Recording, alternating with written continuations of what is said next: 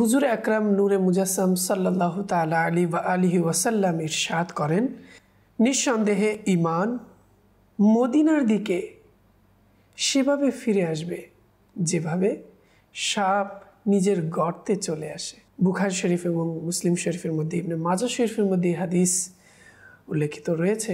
মুফতি আহমদ ইয়ার খান নাইমি রাহমাতুল্লাহ তাআলা আলাইহি এই হাদিস সম্পর্কে লিখেন, শেষ জামানায় মুসলমান সুরক্ষিত থাকবে না, তাই ঈমান বাঁচানোর জন্য সবাই মদিনা শরীফে আসতে শুরু করবে। সুবহানাল্লাহ। মদিনা শরীফ পূর্বে মুসলমানদের জন্য সুরক্ষিত স্থান ছিল। আলহামদুলিল্লাহ, যখন কাবা শরীফের মধ্যে মুসলমানদের কষ্ট ছিল, আল্লাহ তাআলা কিন্তু মদিনা শরীফের দিকে হিজরত করার হুকুম দিয়েছিলেন। আর কেনই বা হবে না, যেখানে আমাদের প্রিয় নবী হুজুরে আকরাম নূরে মুজাসসাম সাল্লাল্লাহু তাআলা আলাইহি ওয়াসাল্লাম উপস্থিত রয়েছেন, আরাম করছেন।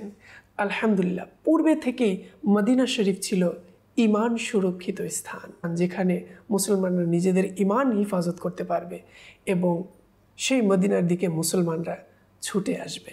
বিভিন্ন উলামায়ে কেরাম বলেন, মদিনা কখনো ইসলাম মুসলমান থেকে খালি হবে না। সুবহানাল্লাহ। অর্থাৎ যখন সম্পূর্ণ দুনিয়াতে, অর্থাৎ কিয়ামতের পূর্বে যেটা সংঘটিত হবে, সম্পূর্ণ দুনিয়াতে যখন কুফর ছেয়ে যাবে, বিধর্মীয়া ছেয়ে যাবে, বিধর্মীরা নিজেদের রাজত্ব স্থাপন করবে, তখন মদিনা শরীফে মুসলমান থাকবে। সুবহানাল্লাহ। কেনই বা হবে না?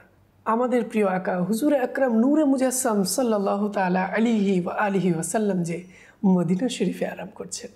সুবহানাল্লাহ।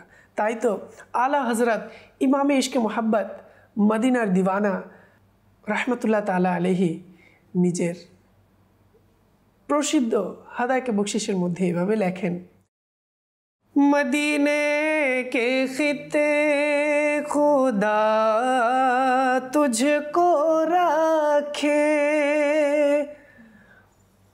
मदीने के खिते खुदा तुझको रखे, गरीबों फ़कीरों के ठहराने वाले, गरीबों फ़कीरों के ठहराने वाले।